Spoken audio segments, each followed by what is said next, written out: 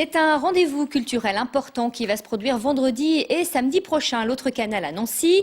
Les professionnels des musiques actuelles des 4 pays transfrontaliers vont se rencontrer. L'idée, bien sûr, c'est de développer un espace commun au sein de la grande région et nous allons savoir un petit peu plus tout de suite avec Isabelle Cheyne. Bonjour Isabelle. Bonjour. Vous êtes la directrice de l'autre canal qui accueille ces rencontres. Alors, première question, quel est le but de ces rencontres ?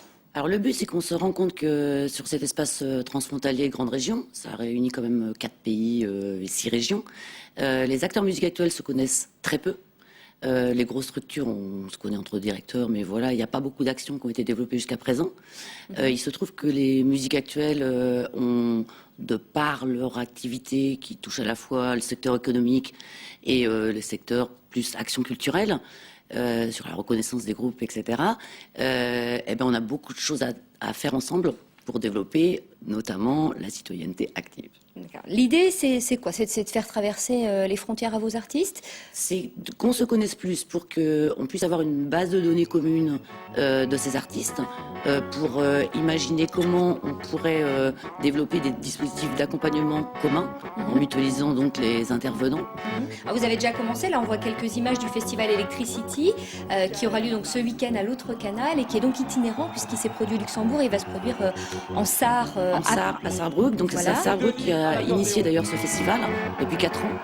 Et justement, le fait qu'on ait travaillé sur ces rencontres professionnelles au sein d'un comité de pilotage élargi qui réunissait à la fois des politiques et des acteurs, a fait que 3 acteurs, les gens de la Rocale, donc l'autre canal, et les gens de Sarrebruck Electricity Festival, on a décidé donc de mutualiser tout ça. Pour faire donc un festival qui soit transfrontalier. Un festival sur 3 week-ends. Plutôt qui tourne autour de l'électro, dirons-nous. C'est une des premières expérimentations. Il y en aura beaucoup d'autres, c'est un peu le but de ces rencontres-là. Aujourd'hui, concrètement, qu'est-ce qui bloque ? Pourquoi est-ce qu'on n'arrive pas à faire traverser les frontières facilement aux artistes ou aux festivals ? Alors, il y a une méconnaissance complète de ce qui se passe derrière nos frontières, alors qu'on est quand même juste à côté.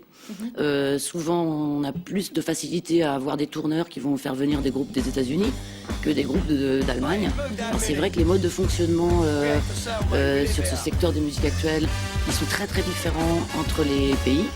Les statuts des artistes ne sont pas les mêmes. Par exemple, le statut d'intermittent est vraiment propre à la France. Il est assez propre à la France, ça c'est clair. Ce qui fait qu'il y a des différenciations aussi en termes de moyens. Le développement, par exemple, en Allemagne, il se base complètement sur un développement économique. Et c'est vrai que pour programmer des jeunes artistes, il faut, les connaître, 2, pouvoir les rémunérer parce que les jeunes artistes ne font pas venir beaucoup de public. Et donc, il faut des aides. En 2 mots, rapidement, qu'est-ce que ça va apporter, par exemple, aux Nancéens ou à ceux qui aiment les musiques actuelles en Lorraine ? Alors, ces échanges-là. On essaie au maximum de faire se déplacer les populations d'un endroit à l'autre parce que Sarrebruck, c'est juste moins loin que d'aller à Reims, alors qu'on sait qu'il y a des gens qui vont voir des concerts à Reims, par exemple.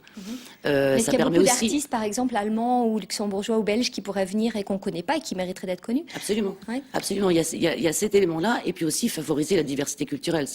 On sait que c'est un enjeu important des années à venir et cette diversité culturelle, elle n'avancera que si on s'en occupe.